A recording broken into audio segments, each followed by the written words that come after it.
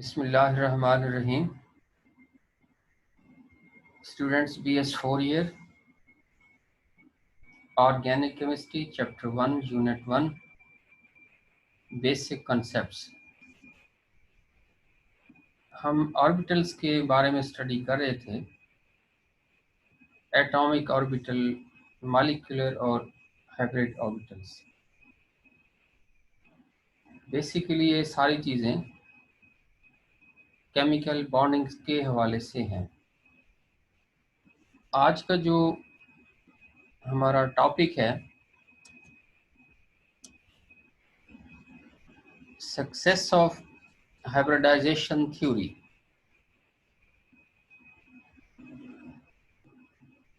देखिए, हमने कहा था कि जो हाइब्रिडाइजेशन थ्योरी है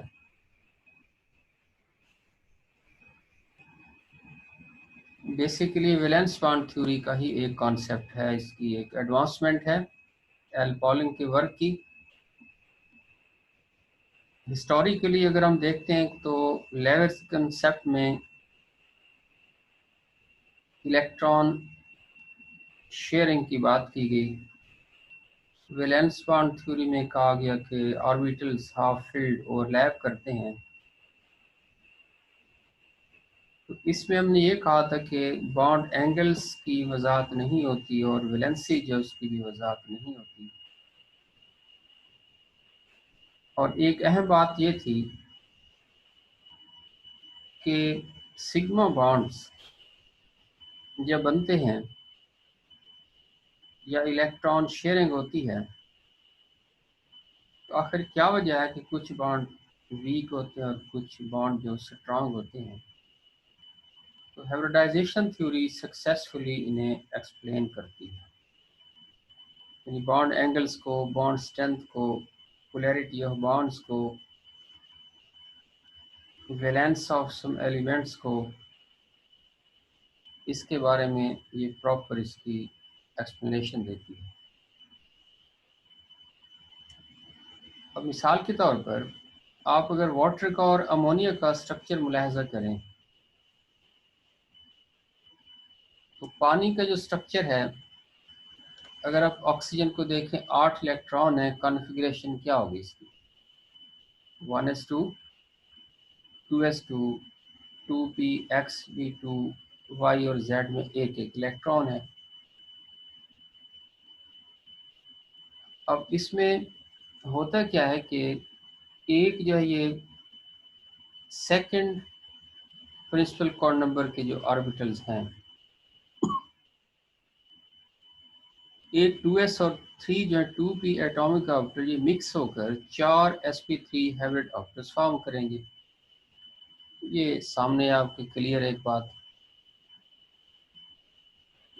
अच्छा, इनके मिलने से क्या होगा कि 4 हाइब्रिड ऑर्बिटल बन के sp3 हाइब्रिडाइजेशन हुई। इससे क्या होगा कि 2 1s orbitals of the two hydrogen overlap with 2 sp3 hybrid orbitals to form 2 sigma bonds, and 2 sp3 hybrid orbitals contain 2 lone pairs of electrons। ये जब इलेक्ट्रॉन की इसमें तकसीम होगी, इस बुनियाद पर जो एक्सपेक्टेड बॉन्ड एंगल है, ये हाइब्रिडाइजेशन कंसेप्ट के मुताबिक, तो अगर यानी sp3 हाइब्रिडाइजेशन इसमें हो तो 109.5 डिग्रीज होगा। अगर हम valence bond theory overlap concept देखते हैं, सिग्मा पाई बॉन्ड फॉर्मेशन, तो उसमें 90 डिग्री का एंगल होगा, HOH बॉन्ड एंगल। एक्चुअली इसका कितना है? 104.5। अगर आप इसे नोट करें तो ये जो हाइब्रिडाइजेशन थ्योरी है उसके करीब करीब है इसकी वैल्यू। इसकी रीज़न क्या है? ये आप अगर वाटर मॉलिक्यूल को नोट करें तो दो जो लोन पेयर्स हैं, इनकी रिपल्शन की वजह से बॉन्ड एंगल जो है हाइड्रोजन ऑक्सीजन हाइड्रोजन कंप्रेस होकर 109 से 104.5 डिग्रीज पर आ जाता है। इसी तरह अगर आप अमोनिया मॉलिक्यूल को देखें, इसमें नाइट्रोजन के पास कितने हैं कॉन्फ़िगरेशन, 7 इलेक्ट्रॉन, ये उसकी कॉन्फ़िगरेशन आ गई। 2s2 p x p y p z में एक एक इलेक्ट्रॉन। ये चारों जो ऑर्बिटल्स हैं, यानी एक 2s और 3 2p atomic orbital mix to form 4 sp3 hybrid atomic orbitals. अब ये भी sp3 हाइब्रिडाइजेशन की वजह से इसका स्ट्रक्चर क्या होगा हाइब्रिड ऑर्बिटल का, टेट्राहीड्रल, जिसमें बॉन्ड एंगल 109.5 डिग्रीज के बराबर होंगे। अब इसमें भी क्या होगा कि जो 3 1s ऑर्बिटल्स हैं हाइड्रोजन एटम के, ये 3 sp3 हाइब्रिड ऑर्बिटल के साथ ओवरलैप करके 3 सिग्मा बॉन्ड बना देंगे। एक जो ऑर्बिटल है sp3, उसमें लोन पेयर ऑफ इलेक्ट्रॉन आ जाएगा।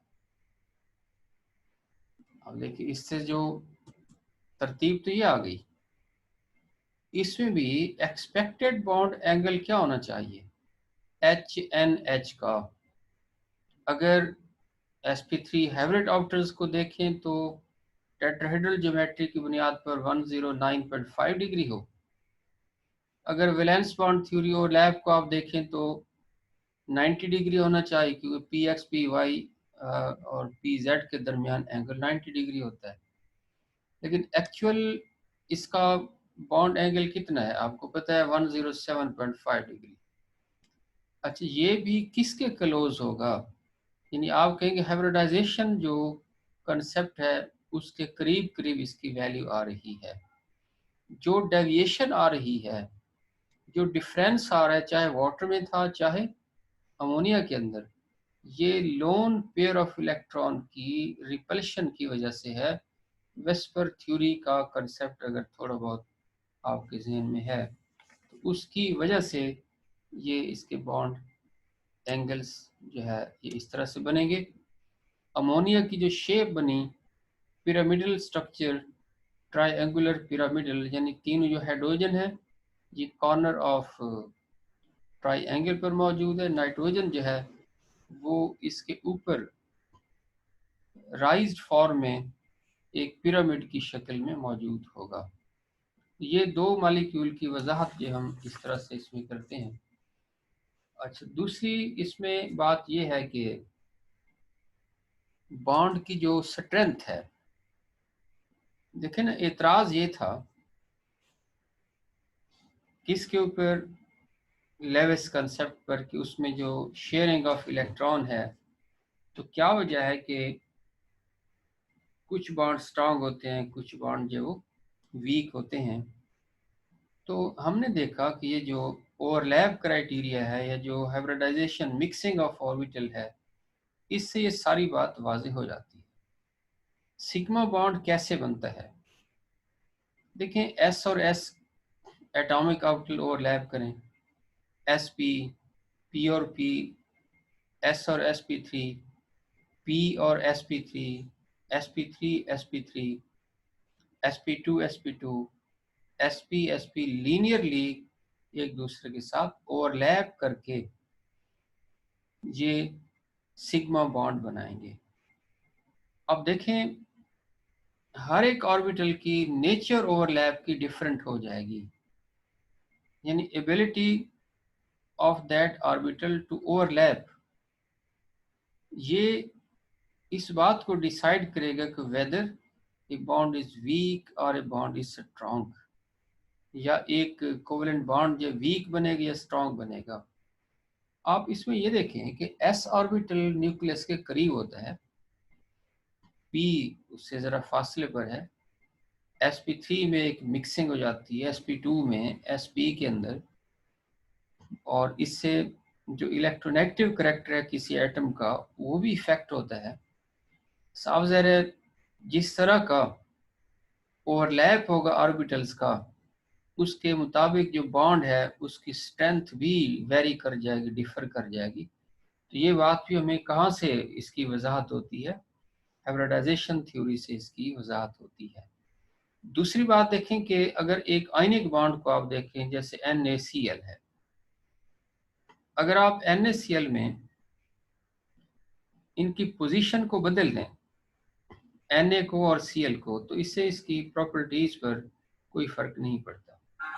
लेकिन अगर इसकी बजाय कोई एक, आप ये कहें कि कोवेलेंट बॉन्ड है, तो उस कोवेलेंट बॉन्ड के लिए क्या होगा कि उसमें अगर आप ये कहते हैं कि उसकी पोजीशंस को आप बदलते हैं, तो डायरेक्शन बदलने से भी जो उसकी नेचर है कंपाउंड की वो बदल जाती है। इसलिए कोवेलेंट बॉन्ड ये क्या होगा, डायरेक्शनल करेक्टर शो करता है, जबकि आयनिक जो बॉन्ड होता है वो नॉन डायरेक्शनल करेक्टर शो करेगा।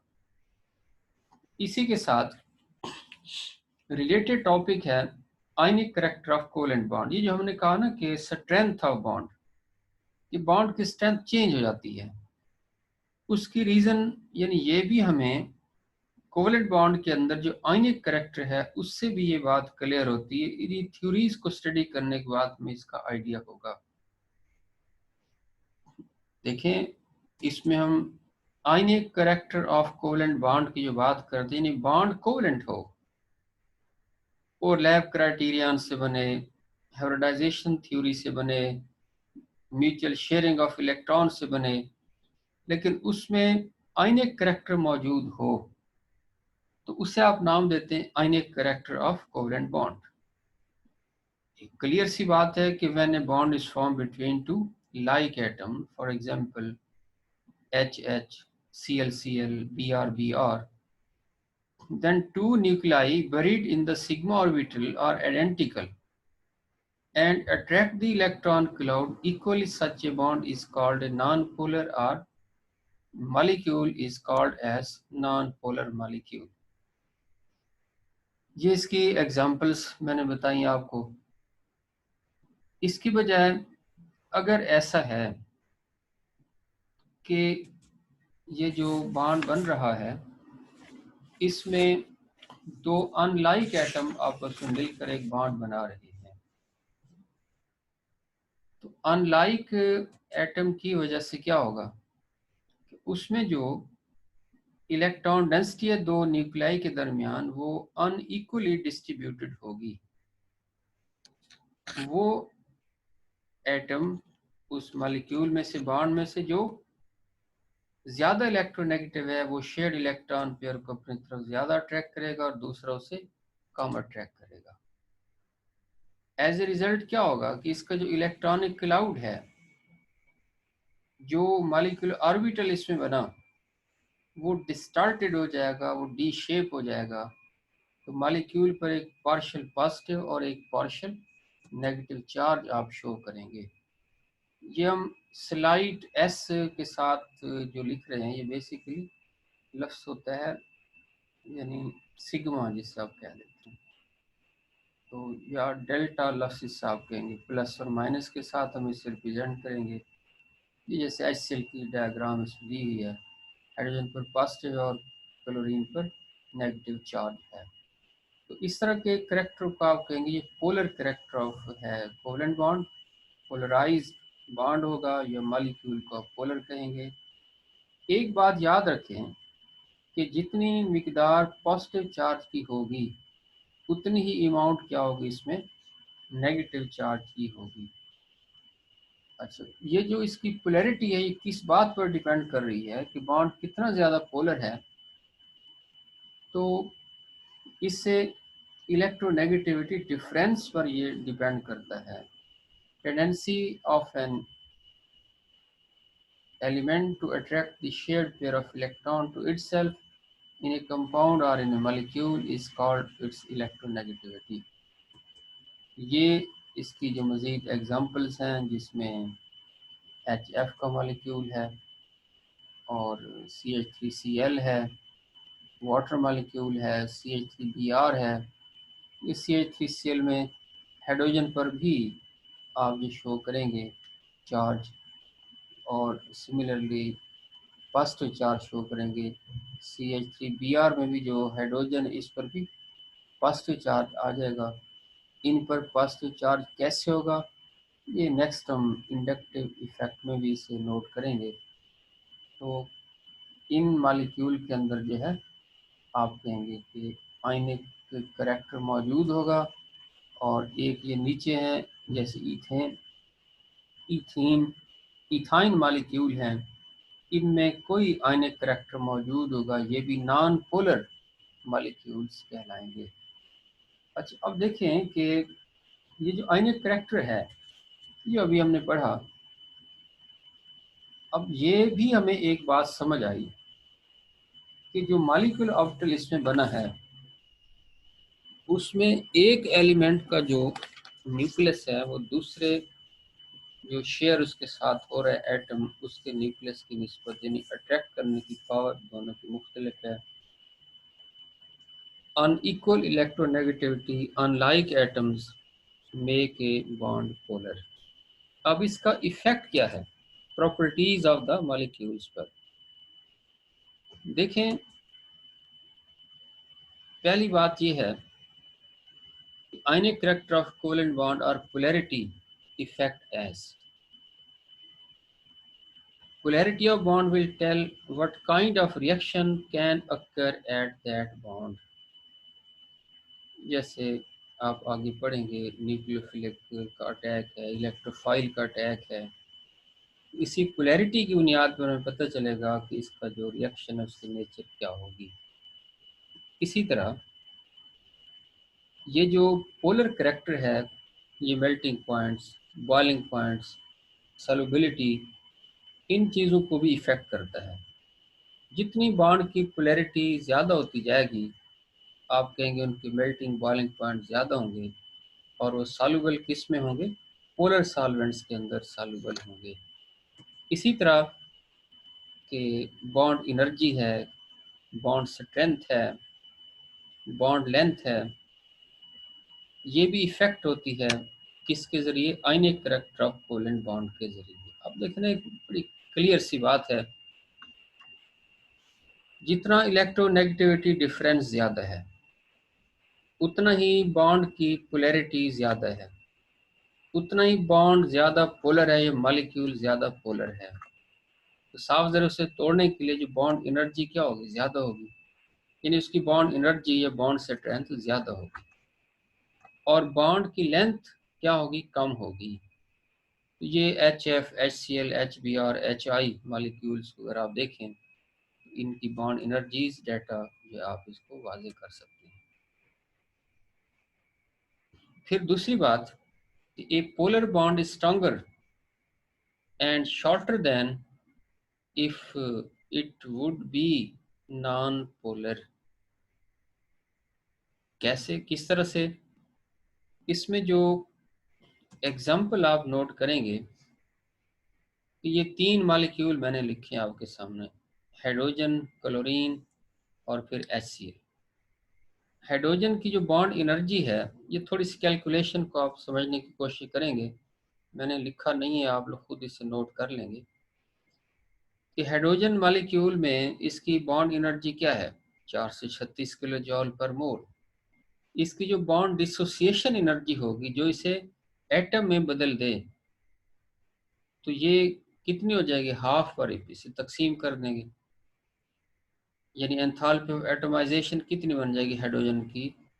436 को आप 2 पर डिवाइड कर दें, ये आ जाएगी 218 किलो जॉल पर मोल, एक हाइड्रोजन कंट्रीब्यूशन। इसी तरह क्लोरीन की डिसोसिएशन एनर्जी जो है, आप ये कहेंगे एक एटम के लिए, यानी आप जैसे कहें 241 किलो जॉल पर मोल है, तो ये इसका जो हाफ है वो आप इसमें शामिल कर लेंगे, तो 121 के बराबर आ जाएगी। और HCl के लिए वैल्यू एक्चुअली कितनी है? 432 किलो जॉल के बराबर है। आप देखें 436 का आप कितना होगा? 218, और इसमें 242 का हाफ कितना होगा? 122। अगर आप इन दो वैल्यूज को अगर आप जमा कर देते हैं, यानी 436 का हाफ कितना हुआ 218, और इसमें 121 आपने जमा कर दिया, तो ये 339 किलो जॉल पर मोल वैल्यू बनती है। यानी अगर HCl का मॉलिक्यूल इसी तरह नॉन पोलर होता जैसे हाइड्रोजन क्लोरीन है, तो फिर इसकी बॉन्ड एनर्जी कितनी होती 339 किलो जॉल पर मोल। लेकिन इसकी वैल्यू कितनी है HCl की है 432 किलो जॉल पर मोल। तो ये जो एक्सेस एनर्जी इसके अंदर मौजूद है, ये किसकी वजह से, इसी बॉन्ड की पोलैरिटी की वजह से है। यानी जो आयनिक करैक्टर इसमें पैदा हुआ है, और इसमें जो दो पोल्स बने हैं पॉजिटिव और नेगेटिव, जो चार्जेस पैदा हुए हैं, ये मजीद इनको अपनी तरफ अट्रैक्ट करते हैं। अट्रैक्शन बढ़ने की वजह से साफ ज़रा बॉन्ड डिस्टेंस कम हो जाता है, और इसके साथ साथ बॉन्ड एनर्जी की वैल्यू बढ़ जाती है। तो इस तरह से ये जो पोलर करैक्टर है, ये इन प्रॉपर्टीज़ को भी इफ़ेक्ट करता है। तो ये आज का हमारा टॉपिक था। नेक्स्ट हम इंशाल्लाह फिर इससे रिलेटेड जो है उन टॉपिक्स को स्टडी करेंगे। Thank you very much. Allah की अमान।